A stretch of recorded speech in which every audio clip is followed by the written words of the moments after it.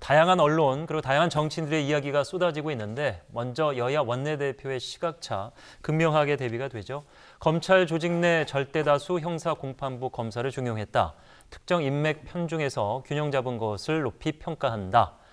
자신의 비리 의혹 수사 검사, 현 청와대 그리고 청와대 인사들에 대한 수사 얘기겠죠. 모조리 좌천시키는 폭거를 자행했다. 심재철 원내대표. 자, 윤석열 총장의 반응, 공식적인 입장을 내놓지는 않았는데 혹여라도 이제 내일 전출식 있을 수도 있다고 해서 이 자리에서 나올지도 모르겠습니다만 검찰 관계자에 따라 나온 얘기에 따르면 퇴근 후 간부들과 저녁 식사 중에 인사 소식을 접했는데 예상했던 일이라 특별한 언급이 없었고 담담한 표정이었다. 어제 저녁 이야기를 전하는 것 같습니다. 그러나 막상 오늘 추 장관과 윤 총장의 기싸움은 상당히 대단하게 이루어졌습니다. 자, 첫 인사 단행. 사실 그 수위가 어느 정도 될 것이냐. 정말 현재 이 조국 전 장관이나 아니면은 청와대와 관련된 여러 가지 의혹들을 수사하는 핵심 인사들이 전격적으로 좌천성 인사가 단행될 것이냐 궁금했는데 이른 시간 안에 거의 대부분이 이루어졌습니다. 그렇습니다. 최근에 우리가 사실 검찰의 인사 문제를 놓고 이렇게 정치권이 뜨겁고 여론이 뜨거웠던 적이 있었습니까? 없었죠. 없었습니다. 이거 비정상입니다. 예. 검찰 인사는 국민들이 뽑는 게 아닙니다. 국민들이 뽑는 경우에는 잘 뽑았다 못 뽑았다 논쟁을 할 수가 있으나 이거는 인사권자가 있는 거거든요. 그리고 공무원입니다. 공무원을 임명하는데 이것을 놓고 지금 온 나라가 잘했느니 못했느니 여야가 나눠 싸우는 것 자체는 이런 뭔가 지금 우리는 그만큼 검찰의 초미의 관심이 있다는 겁니다. 영향력이 크지만 일부 부처인데 솔직히 얘기하면요. 이거는 너무도 비정상적인 것이죠. 대한민국이 검찰공화국이다라는 말이 저는 실감이 갈 정도로 검찰을 지지하든 반대하든 그 중요한 것이 아니고 이거는 분명히 비정상이다는 점 하나 하고 그럼 최근에 이 검찰을 놓고 어떤 정치권의 구도가 만들어졌느냐면은 검찰과 청와대가 싸우지 않았습니까? 그 싸웠던 핵심 배경도 조국 전 장관 가족에 대한 수사가 핵심이었습니다. 여기다가 이제 울산 송철호 시장에 대한 그 선거 문제까지도 개입이 되면서부터 다시 말하면 여당과 검찰이 여야로 나뉘어서 싸우는 이런 방식이었거든요. 이런 와중에 이제 윤석열 총장을 지지하는 쪽에서는 대통령과 그 주변 인사들도 수사에서 예외일 수 없다라고 하는 논리였고, 그래 검찰 개혁을 지지했던 것이고, 또 한쪽에서는 이 검찰이 공수처 수사를 놓고 난 다음에 결국은 노골적으로 정부에 반대하는 거야? 또 밖으로 생기는 거야? 라고 하는 논란이 있어서 그래서 지난번에 왜 광화문 집회와 서초동 집회로 국민들이 싸우지 않았습니까? 이 와중에 이제 이번에 추미애 장관이 신임 임명이 되면서 검찰 개혁을 한 거거든요. 결론은 검찰의 인사 문제는 추미애 장관이 추천을 해서 문재인 대통령이 하는 겁니다.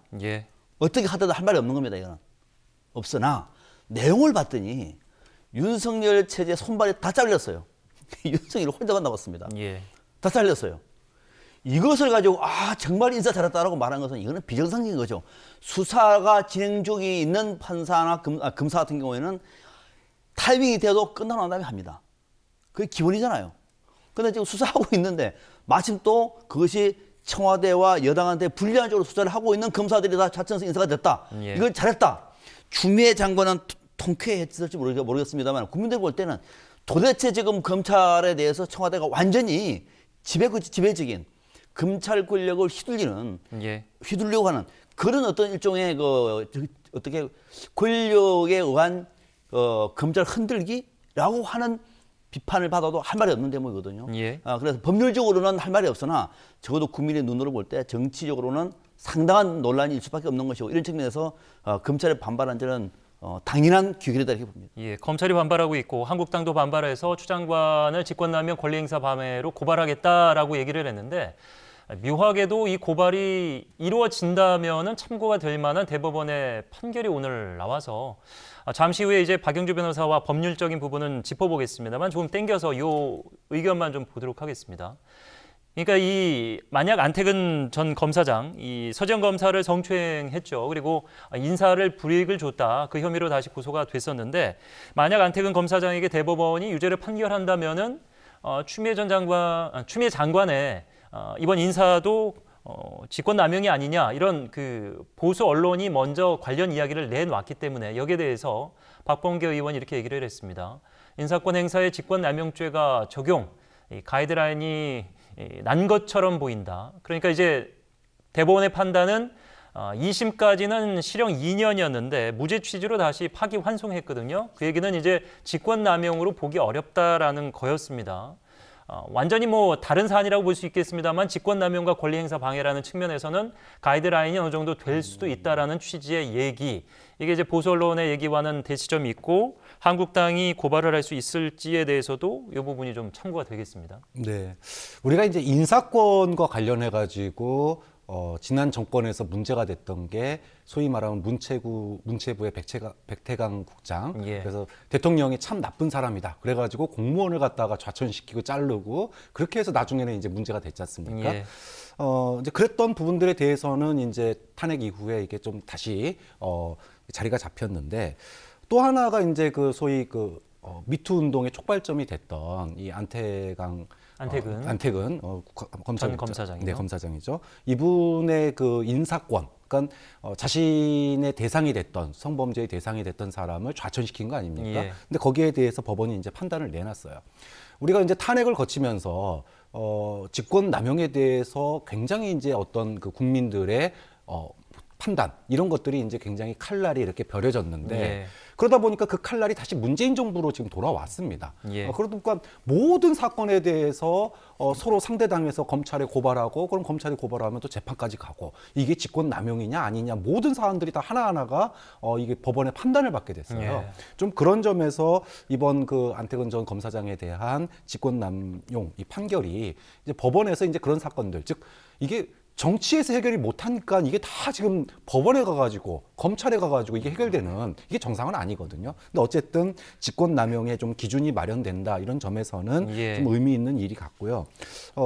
직권남용 도대체 지금 검찰에 고발 안 된 사람이 누굽니까? 청와대, 행정부처, 또 신임지검장도 고발돼 있는 상태예요. 예. 그러면 서울지검장도 고발돼 있고, 그럼 검찰이 맘만 먹으면은 이 사람 조사 시작하면은 전국이 바뀌는 형국이 되고 있습니다. 예. 말 그대로 검찰 공화국이 되고 있는데 이런 점에서 지금 검찰 인사가 이번에 저는 의미가 있다고 보는 게 앞으로 검찰의 권한과 그 다음에 공수처의 권한이 이게 지금 공수처가 자리를 잡으려면 검찰의 협조가 필요해요. 검찰의 협조 없이 공수처와 검찰의 양조는 불가능하거든요. 예. 그렇다면은 이제까지의 어떤 그 문책성 인사, 소위 말하면 검찰의 이 소위 그 수사권 남용과 더불어 가지고 새로운 제도, 즉 검찰과 공수처의 병립이라고 하는 새로운 제도가 안착되기 위해서는 그동안에 공안부가 싹 자리를 해먹었다가 예. 이제는 특수부가 자리를 해먹고 있어요. 이게 좀 바뀔 필요가 있다. 그래서 형사부도 좀 들어오고 균형 있는 인사가 되고 이랬을 때 공수처와 검찰이 협조하는 새로운 체계가 만들어질 수 있다. 그런 점에서 저는 추미애 장관의 인사가 예. 단순하게 수사를 갖다가 방해하기 위한 인사가 아니라 물론 뭐 그런 면도 얼마든지 비판할 수 있다고 봅니다. 하지만 새로운 검찰 개혁의 어떤 방향성을 제시한 그런 인사라는 예. 점에서도 저는 의미를 부여한다고 느낍니다. 자, 윤석열 총장 취임 이후 이제 한 6개월여 만에 최측근이 결국에는 이제 좌천성 인사를 받게 됐는데 한국당이 이렇게 직권남용과 관련된 고발을 검토하는 부분은 뭐 어제 오늘 계속 나오는 부분입니다만 검찰청법 34조에 따라서 법무장관이 인사를 단행하는 데 있어서 검찰총장의 의견을 청취해야 한다. 그래서 이 부분을 놓고 어제 이제 기싸움이 있었다 이렇게 얘기를 하고 있고 추미애 법무장관이 이미 정해놓고 통보를 하는 상황에서 결국에는 정치적 의도가 있다는 지적 여기에 대해서 이런 이야기를 내놓았습니다. 자, 와서 의견을 내라고 했다. 근데 이거와 관련돼도 이제 검찰의 반발은 인사위가 열리기 30분 전에 오라는 게 어디 있느냐 뭐 이렇게 반발하고 있고 그래서 가지 않았다고 하죠.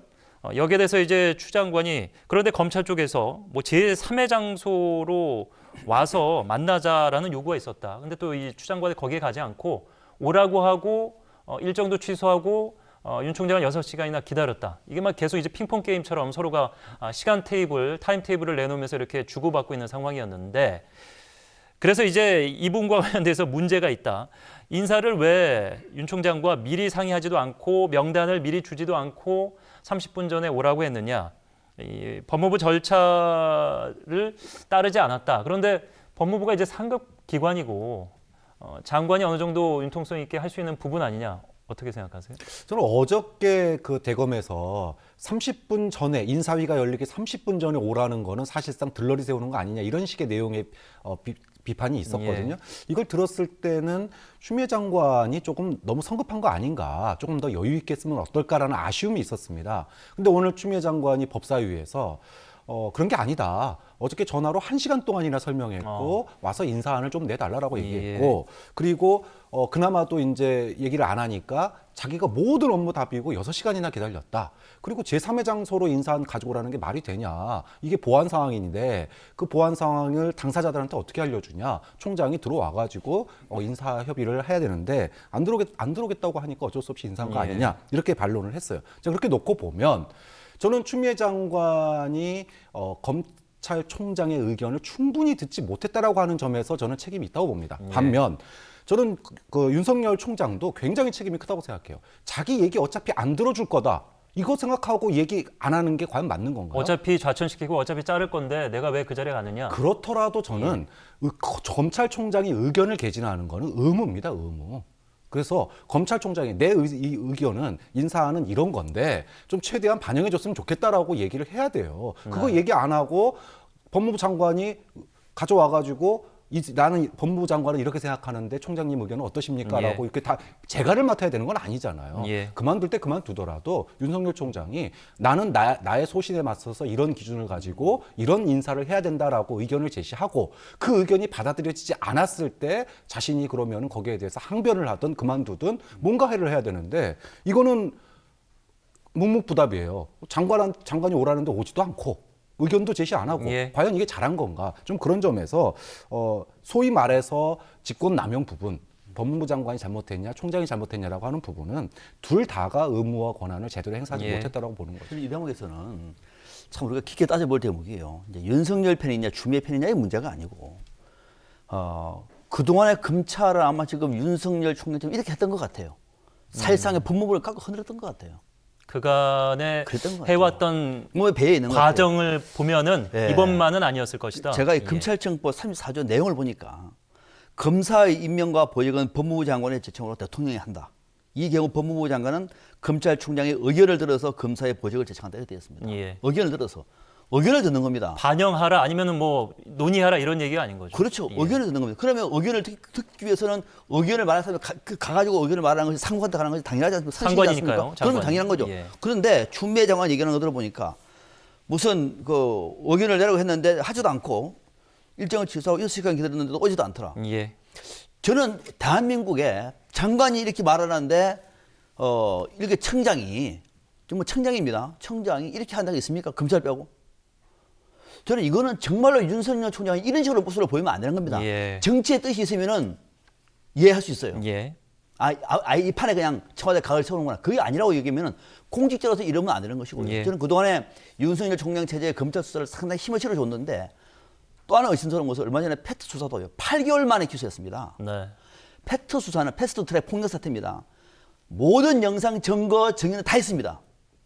근데 그거를 이번에 8개월 만에 선거법이 통과된 후에 직후에 이제 그렇죠. 또 공수처가 신설이 되고 난 다음에 그때 마치 기다렸다는 듯이 기소를 해버렸어요. 그것도 기계적인 균형을 맞추는 이런 모습을 볼 때 윤석열 검찰총장 체제가 정말로 내부적으로 한계가 많구나.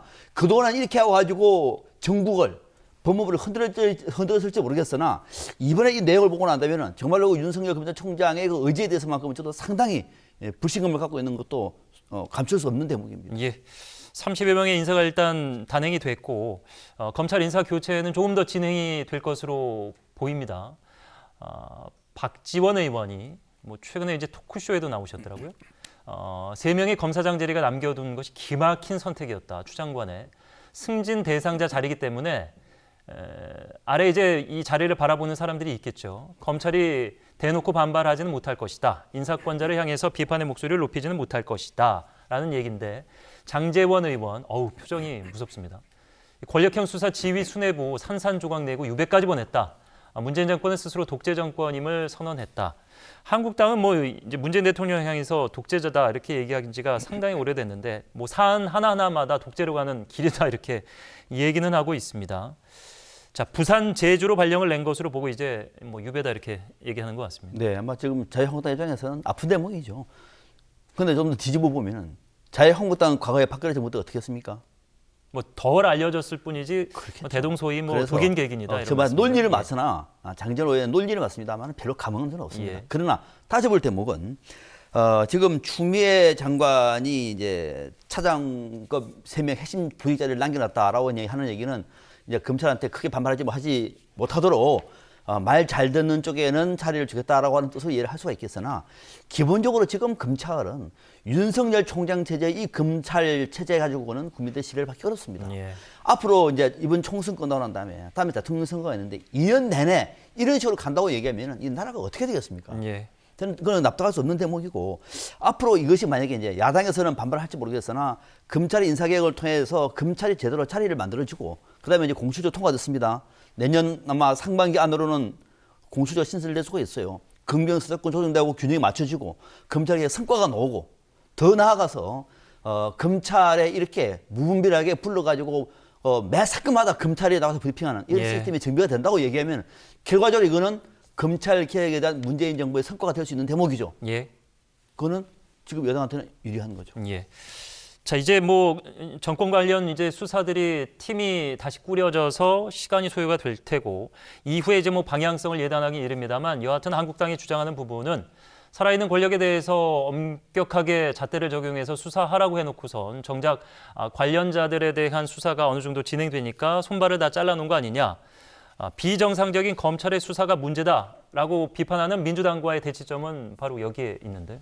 그렇습니다. 이렇게 검찰이 살아있는 권력에 대해서 수사를 하는 거는 너무나 당연한 얘기예요. 그동안에 그걸 못했던 게 문제인 거죠. 예. 그런데 문제는 살아있는 권력만 수사하는 게 문제입니다. 예. 그러니까 살아있는 권력만 수사했다라고 하는 건 뭐냐 하면 지금 검찰이 수사하고 있는 여건이나 청와대에 관련된 수사를 보면은요. 이게 1년 넘은 것도 있어요. 예를 들면은 울산 하명 수사 같은 경우에는 작년 3월에 이게 고발이 된 사건이거든요. 그거를 6개월, 8개월 묵혀놨다가 수사를 진행을 합니다. 뭐 증인의 이야기를 듣기가 원활하지 못했다 뭐 이런 그렇죠. 조국 장관에 대한 예. 수사도 마찬가지예요.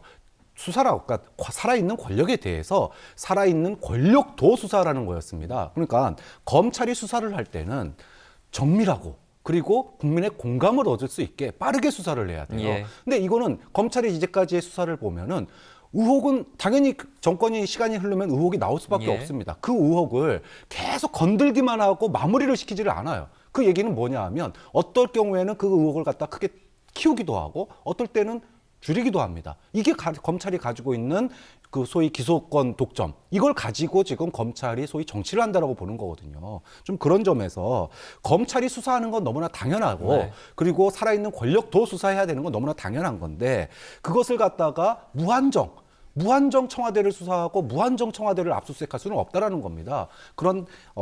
그래서 검찰이 정치가 아니라 정말로 뭔가 좀 국민의 공감을 이끌어내고 그다음에 맺을 건 맺고 예. 정리할 건 정리하고 이런 모습을 보이는 게 중요하다고 보고 좀 그런 점에서 검찰이 좀 자초한 측면도 저는 있다고 봅니다. 예.